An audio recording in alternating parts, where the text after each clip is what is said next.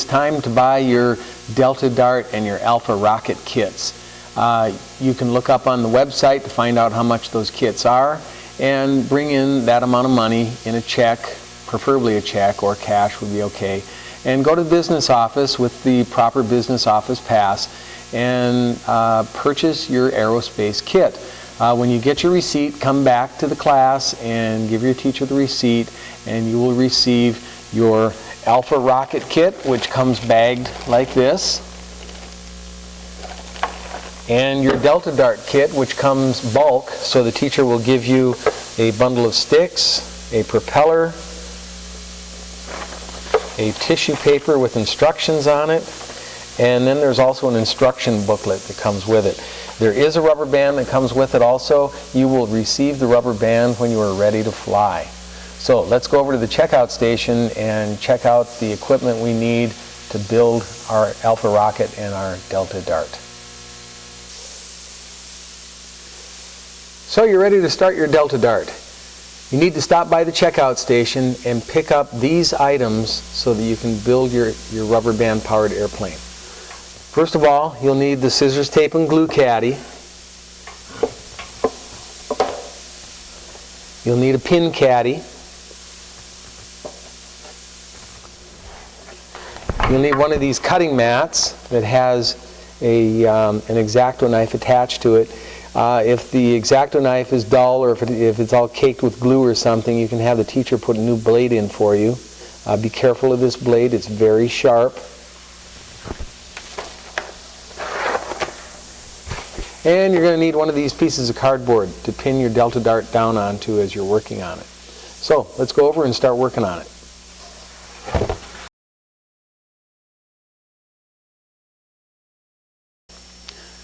Alright, here we are ready to work on our Delta Dart, and your Delta Dart does come with a set of instructions, a little booklet, and this booklet can be helpful in completing your airplane. However, there are better instructions on the Tech Ed website. You might want to check out those instructions. They have a lot more pictures in them.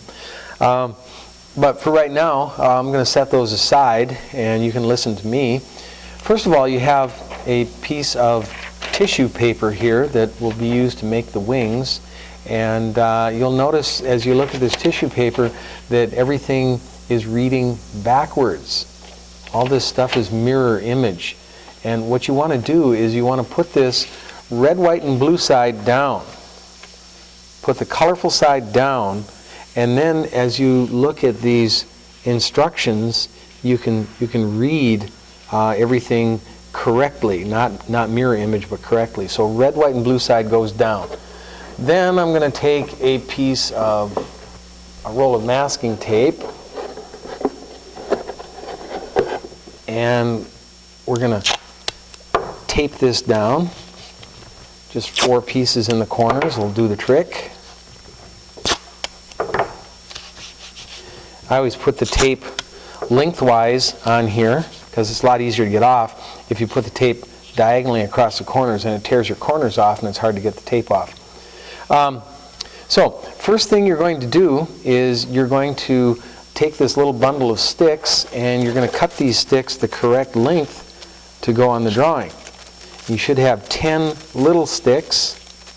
These are made out of balsa wood, by the way. And you should have 10 of the little sticks.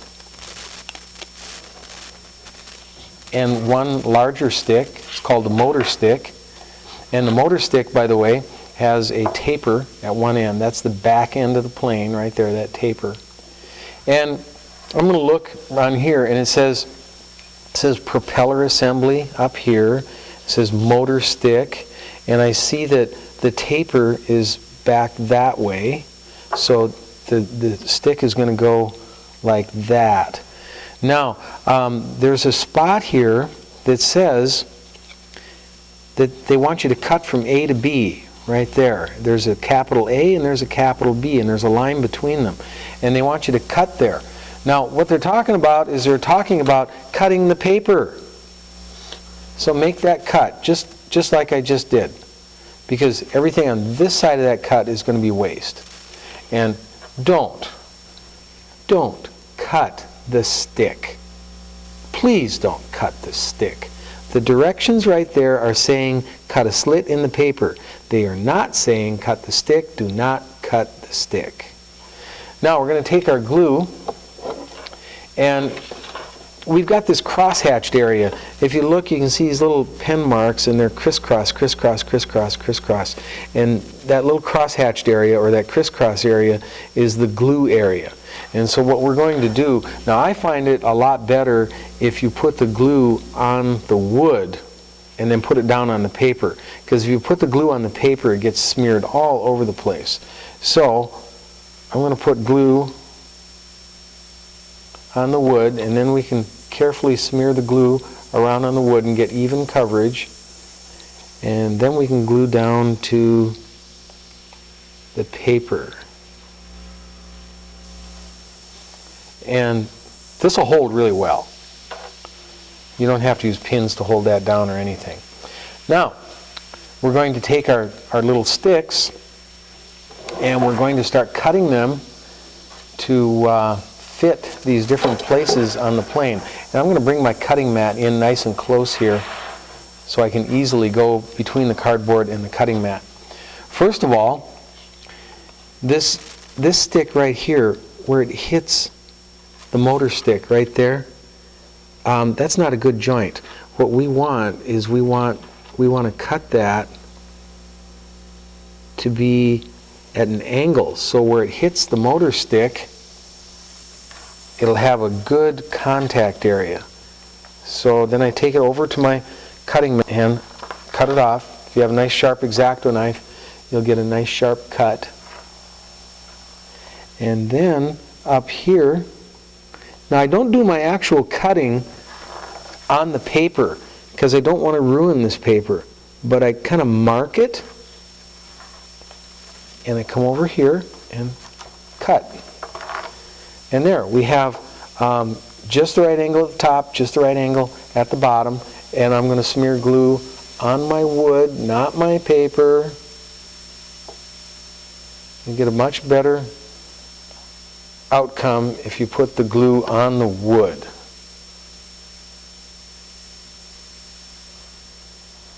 And right there. Glue it in place. And if you use a nice thin film of glue, it'll stick and it'll start drying immediately, and you won't even have to pin it in place. Now let's take this other piece, and I want that. Now this is flat, right? This is 90 degrees right here, and where it hits the motor stick, it's going to be 90 degrees. So that'll be just right there. But the top is going to be a slight angle. So again, I'm going to mark it there. I'm not going to try to cut while I'm on the drawing. Make my cut over on the blue cutting mat. And then I'm going to put glue on the stick.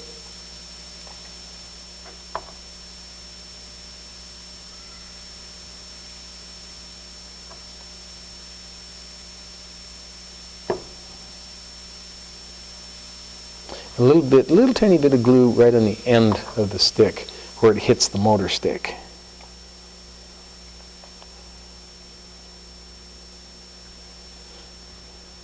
And there we go.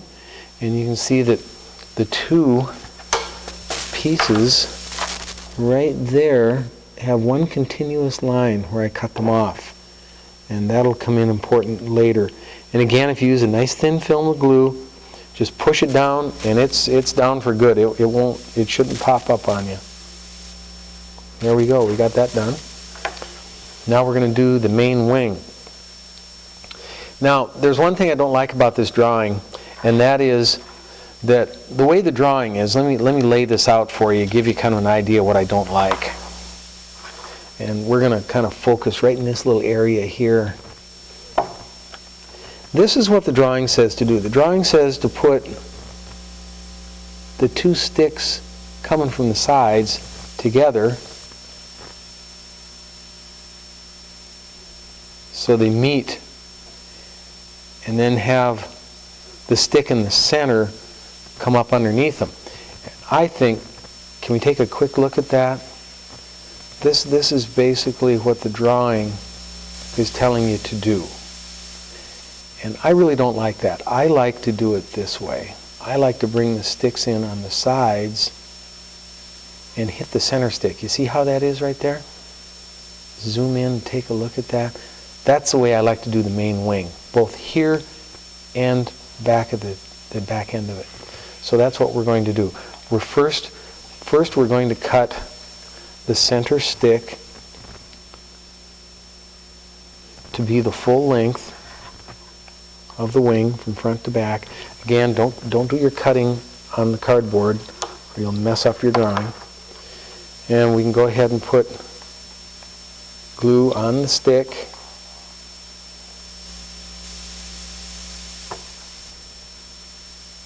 And you know, your plane will dry faster if you're using a thin film of glue. If you're using a really thick layer of glue, your drawing will take a lot longer. Your plane will take a lot longer to dry. Nice thin film of glue.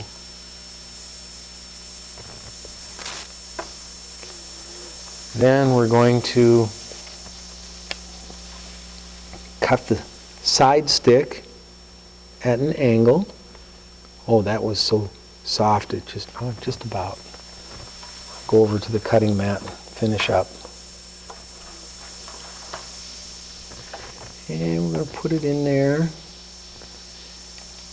And then I'm going to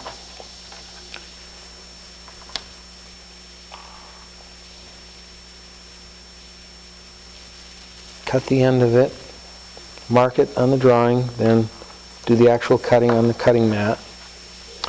And here again, glue on the stick, not on the drawing.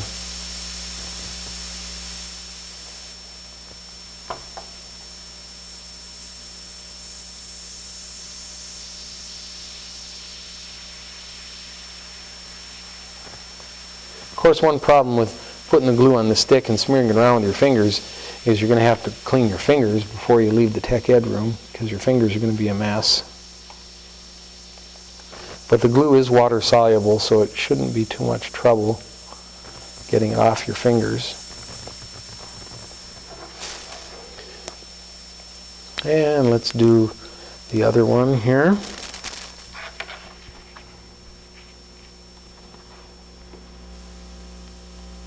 Mark it on the drawing. Notice how I put the sticks up in place to make my mark for the cut. That allows me to make the cut at just the right angle.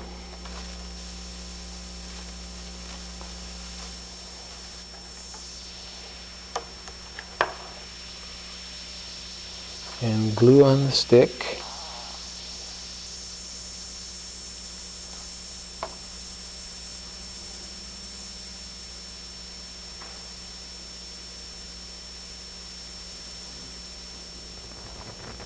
And a little dab on the end here where it meets the center piece.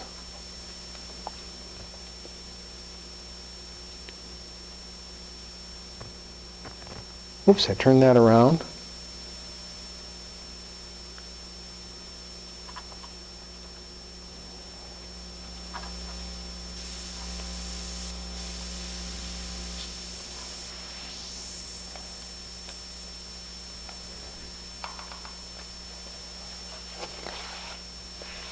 And let's do the other side. Now you've been given 10 sticks, and ideally 10 sticks should be a great plenty to do this plane, unless you're sloppy about where you make your cuts. If you're sloppy about where you make your cuts, and you end up wasting a stick or two, you won't have enough to do the entire plane. In which case you may have to ask your teacher for an extra stick to make up for the stick that you've wasted. Apply the glue.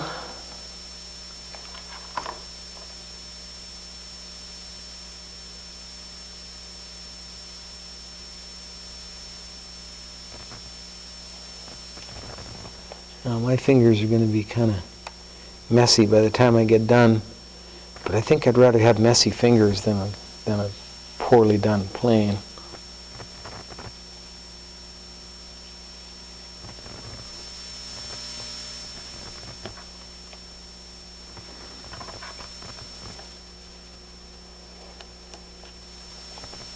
Mark the cut. Complete the cut. Oh, I don't like that angle. Let's redo it. Mark the, whoops, mark the cut. Complete the cut. Now, did I pull this off? No, I'm okay. No, I better put a little dab of glue under there. I tore that off there. My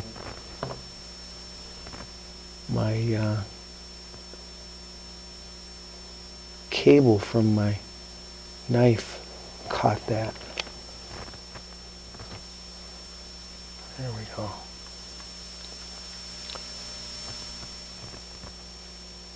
That looks better. And we'll mark the cut. Now, one nice thing about getting this glue on your fingers is look how I can hold these pieces of wood now. My fingers are all sticky, and I can easily hold the wood just with my fingertips.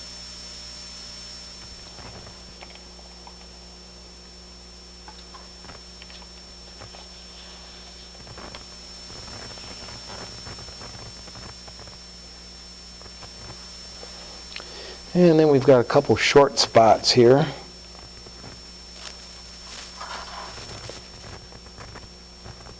One there. Mark the cut. Make the cut.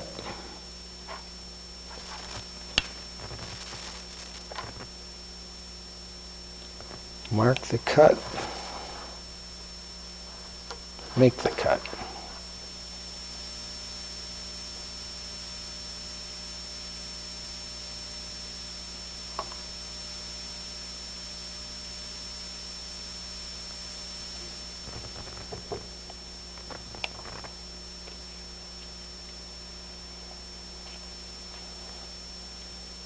I'll put just a tiny dab of glue right there.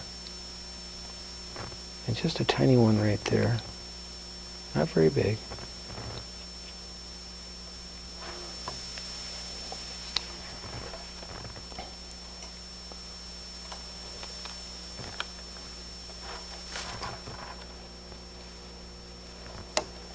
Mark the cut.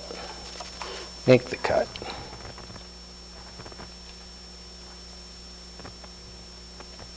Mark the cut, make the cut.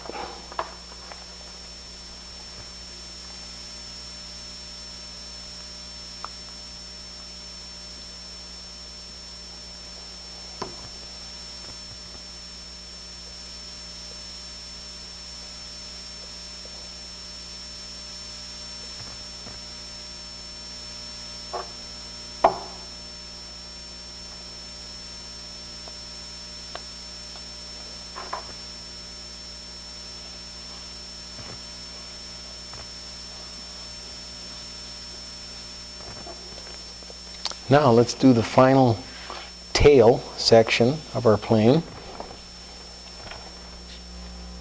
Look at that, we have one piece that we can just squeeze into the tail. And that end is just the right angle, so we're going to use that end, and then we'll cut that end.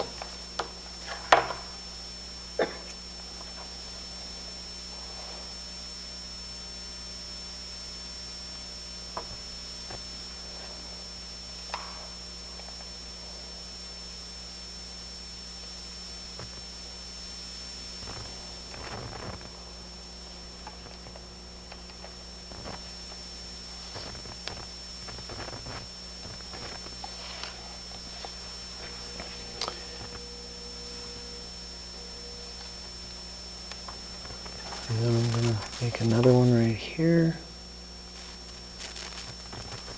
Mark the cut and can't see it. There it is.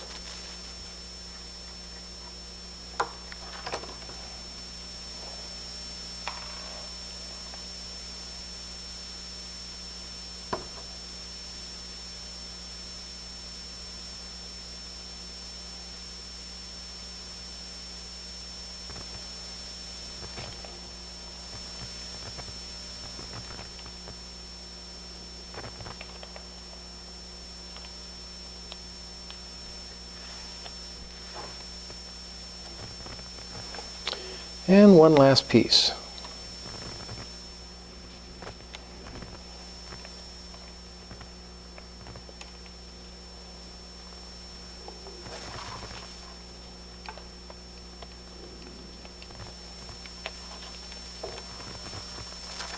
And mark the cut.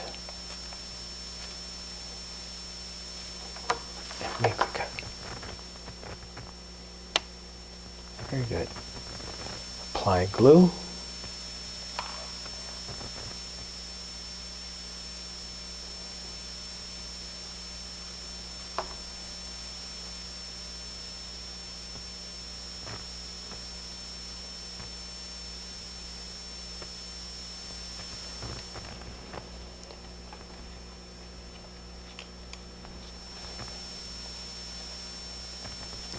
There we go, our wings are all glued up, and we're going to give them some time to dry. And we'll come back here in about 20 or 30 minutes, and we'll put the finishing touches on this plane.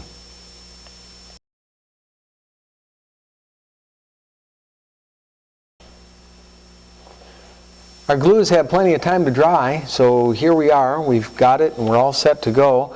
I'm going to remove the design from the cardboard because I'm going to cut the design out now. And the cardboard doesn't really make a very good cutting surface, so I really don't want to cut on the cardboard. The cutting mats make a much better cutting surface. They're more firm and I can cut more accurately on them. So, and make sure this makes it to the wastebasket.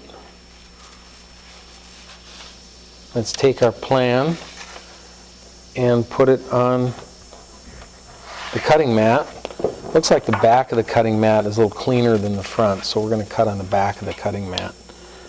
See if we can get this piece off of here that's stuck on here. Yeah, maybe not. Okay, when we cut it out, there's a certain technique that you want to do. You know, a lot of kids think that you hold the cutting knife straight up and down and it'll snag all over the place. What you want to do is you want to take that cutting knife and you want to drag it at a shallow angle. And just drag it right along the edges of those wings.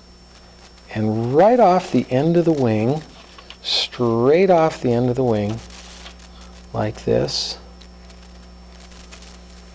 And then we'll cut this one again, dragging rather than keeping it upright.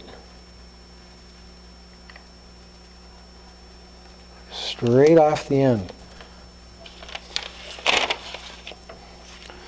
And we'll do this side. Dragging at a shallow angle.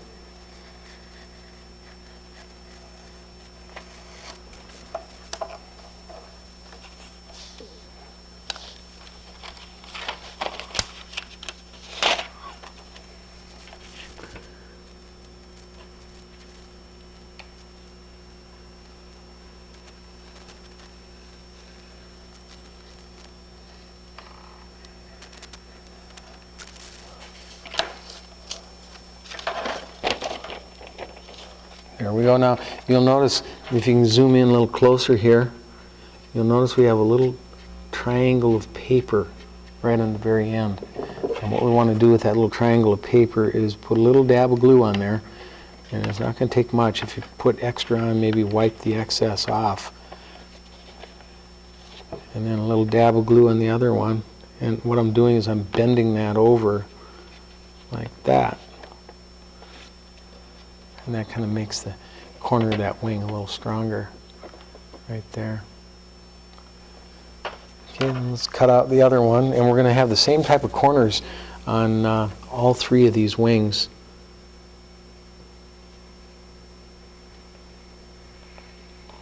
Here again, that technique of dragging the knife at a shallow angle.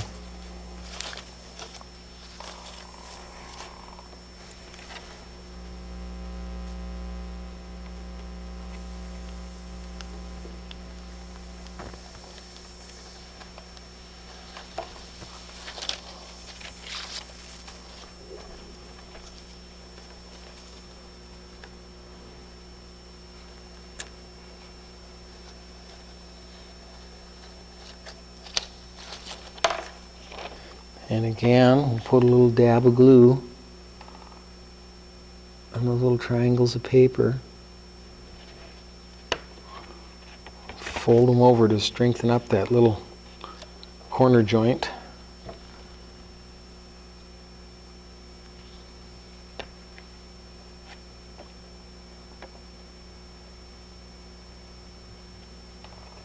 There we go. Again, take a look. You can see the way that corner has been folded over for extra strength.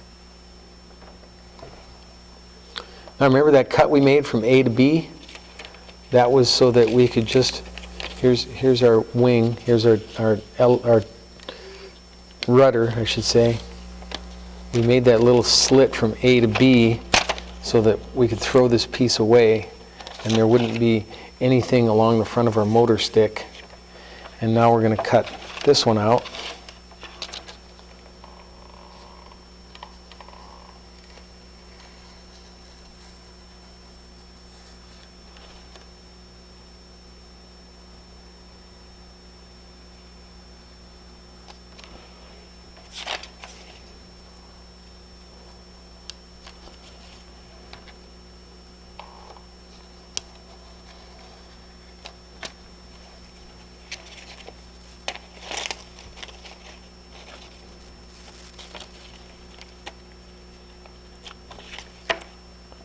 And there we go. We've got another little corner to fold over. We'll glue on there. Wipe the excess off. Don't try to have that much glue in there. There we go. Now we're going to put this. This is the elevator, by the way. This is the rudder. And we're going to glue the elevator right to the back, red, white, and blue side up. If you did a nice job of cutting there, you'll have a nice gluing surface.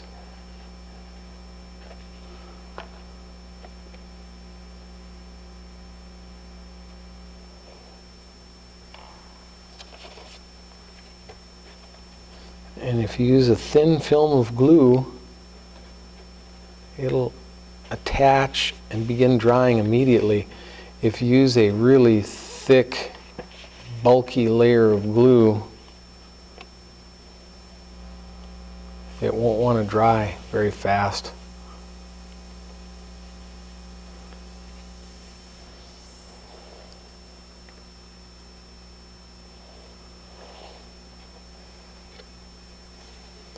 You have a little bit of excess in there, wipe it off with your finger.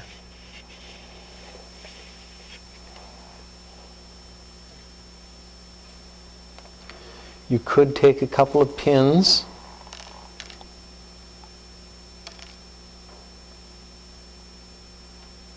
and use pins to hold this in place.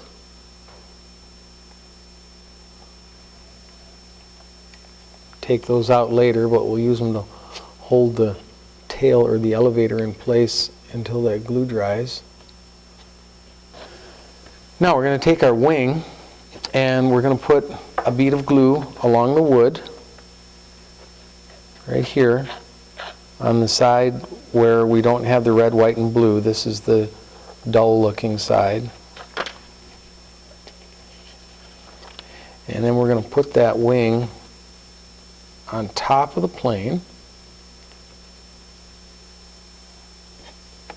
like so.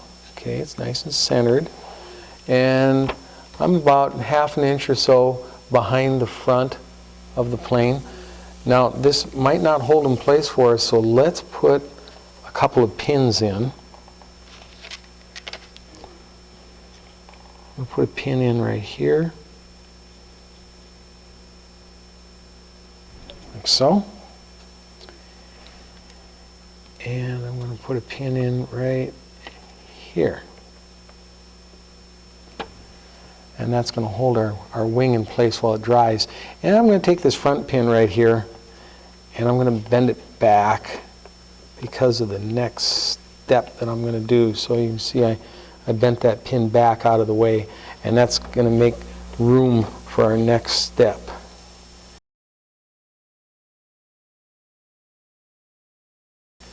Now we're going to take our plane, and I've set up some pins here. I crisscrossed 2 pins over the ends of the wings like that, so the plane will rock, so that the plane has dihedral. See, it's a V shape on the wings. And then I'm going to take a third pair of pins, and I'm going to put them over the front, the nose of the plane, like so, and that's going to hold our plane fairly rigidly with this dihedral in it. Now let's get a close-up of the way those pins are crisscrossed over the end of the, here we have one set of pins crisscrossed over the tip of one wing, and then I'll spin this around, and you can see we have another set of pins crisscrossed over the nose of the plane. The plane is upside down on the cardboard right now. And we'll spin it around, and there's another set of pins crisscrossed over the other wing tip. And that's holding this all in place for the dihedral. Then what we want to do is we want to put a bead of glue right along here. Can you see that there? Put a bead of glue right along there. Doesn't have to be a really big bead, but make sure that it makes contact all the way. And then we'll use our finger and we'll kind of smear it smooth. And then we're going to do another bead just like it over on this side.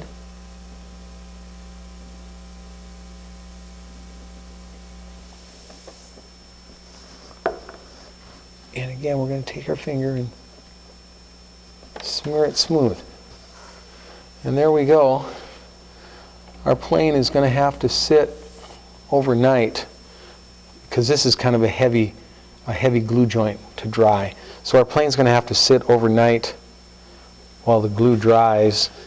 And I notice I've got a little bit of a twist that I don't want in the body of the plane, in the fuselage of the plane. So I'm going to kind of tilt it a little bit. I'm going to put an extra pin up front.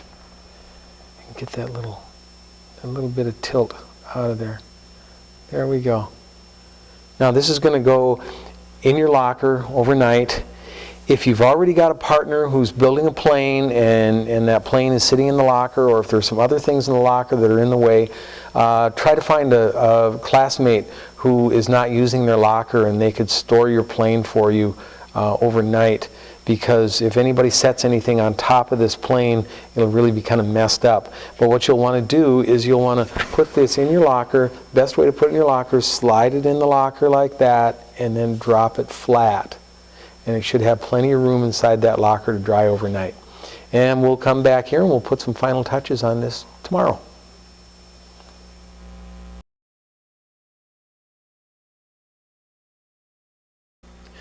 You can go get your plane out of your locker right now. It should be all dried. And here we have it right in front of us. And we're just going to take it off the cardboard, which is pretty easy to do.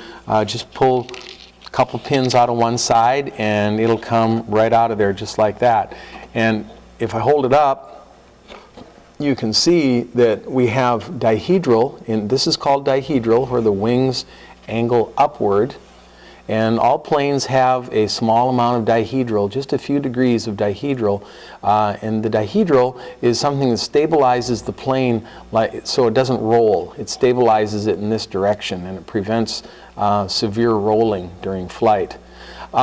It's okay to take your pins out now. We have a pin right here that we can pull out of the top of the plane.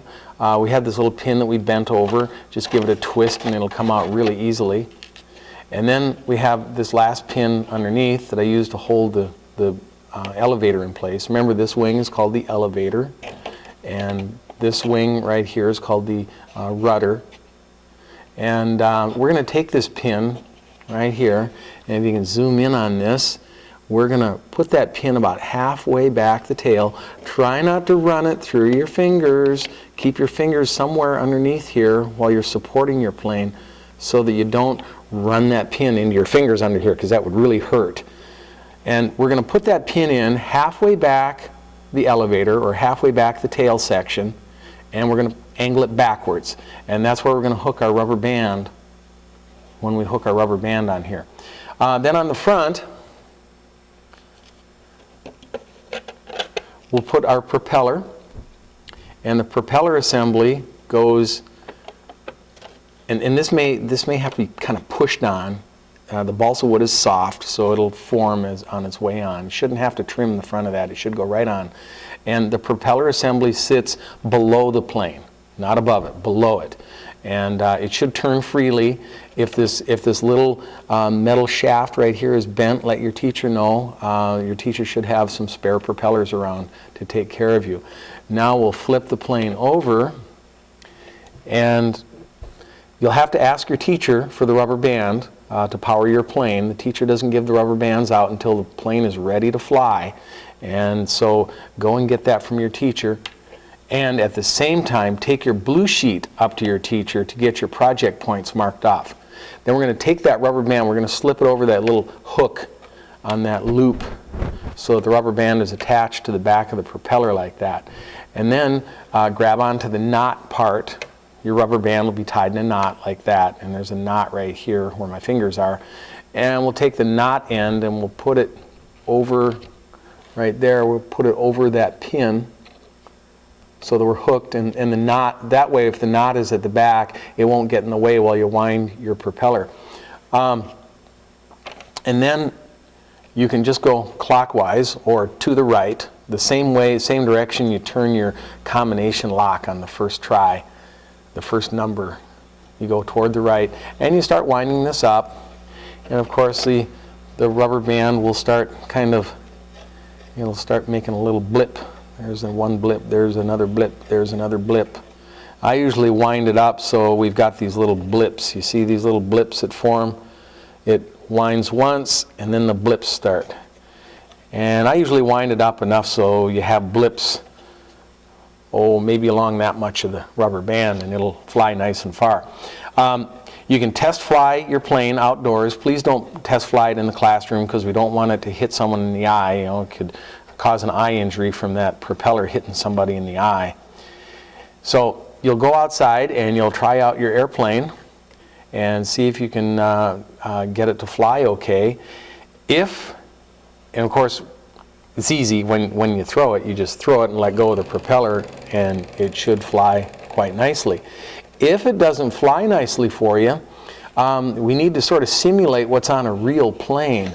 And at the back of your main wing, on both sides, there's something called an aileron. And the ailerons will raise and lower to cause the plane to roll. One can lower and the other can raise, and this will cause the plane to roll one way or roll the other.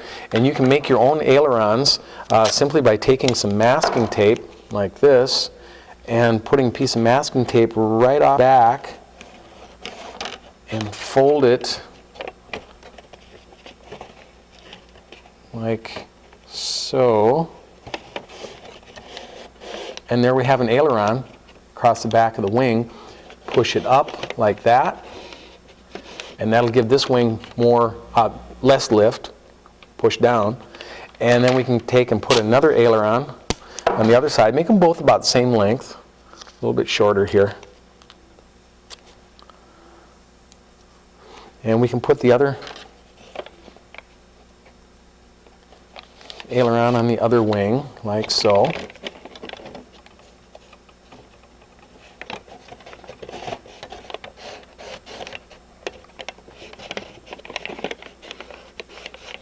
And there we can, if we put them both up, the plane will have more lift. Got to think about it. If we put them both up, the plane will have less lift and it'll tend to go down. If we put them both down, like so, the plane will have more lift and it'll tend to climb. If we put one up, and one down like that, the plane will roll like that. If we put one down on this side and one up on this side, the plane will roll like that. Now, in the back end, the tail section here, I told you this was the elevator right here. Well, technically, it's not really the elevator until you have these flaps on here. And so we can make another flap right here, just like the ailerons, only they're smaller and they're on the tail section. And when these little flaps are on here, then this officially becomes the elevator. And the reason it's called the elevator is because when these flaps are moved during flight, they will be able to elevate the front of the plane. And I'll show you how that works. If we put, and the elevators both move at the same time. Unlike the ailerons, one can go up, the other can go down, or they can both go up, or they can both go down. So the ailerons are somewhat different. The elevators, on the other hand, both sides will either be pointing down, and if they're pointing down, that'll give more lift back here and angle the plane down. If the elevators are pointing up like this, it'll give less lift and push down and angle the plane up. So that's why this section of the plane, this wing of the plane, and these flap assemblies here are referred to as the elevators, because they're able to elevate the front of the plane by pushing the back end down, or not elevate the front of the plane by pushing the back end up. Then we have this wing right here, which will have a rudder coming off the back, and it's not officially a rudder until you have the flap on the back of that wing to make it act as a rudder. And so we can put another flap back here. And this, if you put the rudder like that, you'll have more lift on this side of the tail, or the rudder assembly, and it'll push the plane that way. If you push it this way, it'll have more lift, sideways lift, I guess you could call it, and it would push that way. Now, the rudder and the ailerons work together. So if you set up, if you want to turn right, you also, okay, take a look. I'm going to turn right, and when I turn right like that, I also want to bank the plane a little bit like that. To bank the plane to the right, I put the right aileron up, the left aileron down, and I turn the rudder, I push the rudder to the right, and that will bank it and turn it at the same time. So the plane doesn't go like this in midair. It doesn't turn like that. It turns like that. See, it's more of a smooth motion. So go ahead and try out your plane. You're going to fly it outside and try it out. I would put on a set of ailerons and a set of elevators, and I'd put on an extension back here for your rudder, and I'd play around with those and get it to either fly straight if you want it to fly straight, or get it to fly in a circle, or you could maybe get it to fly loop-the-loops or something like that, or barrel rolls, whatever you want to do. And experiment with it and see what you can do. One last little hint: if your plane tends to roll badly to one side, just kind of dives one way, if you were to take a small, tiny piece of modeling clay, maybe, not very big at all, just a little tiny wad of it, probably about a fourth the size of a amount of toothpaste you'd put on your toothbrush, and put that little piece of modeling clay right out the tip of the wing, which will give you a little bit more weight on one side, and that can help compensate for a plane that seems to be off balance. But you should be able to get your plane to do some neat stunts, or get it to fly nice and straight, whatever, by doing these modifications. And your next project is going to be the Alpha rocket.